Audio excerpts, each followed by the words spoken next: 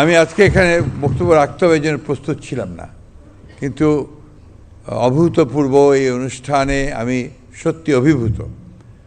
আজকে প্রথমবারের মতো আমি দেখলাম যে আমরা যেগুলো চিন্তা করতাম, যেগুলো ভাবতাম, সেটা এখন বাস্তবায়িত হতে চলেছে। বিশেষ করে নির্বাচনের পূর্বে আমরা আমাদের নিজস্ব এলাকায় গিয়ে যে সমস্ত প্রতিশ্রুতিগুলো দিয়েছি, সেই প্রতিশ্রুতিগুলো 1 মাসের মধ্যেই যে বাস্তবায়িত হতে পারে, এটা আমাদের অনেকের মনের মধ্যে বোধহয় সংশয় ছিল। আমি আবারও তাকে আন্তরিক ধন্যবাদ জানাতে চাই।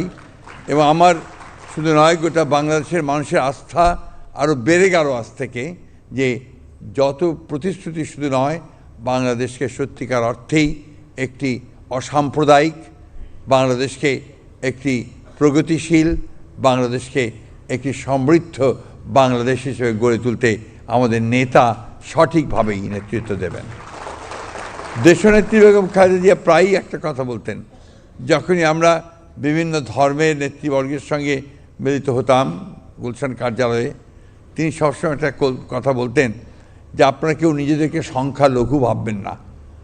বাংলাদেশ একটা হচ্ছে অসাম্প্রদায়িক দেশ, এখানে সবাই সমান এবং সকলের সমান অধিকার রয়েছে সংবিধানে।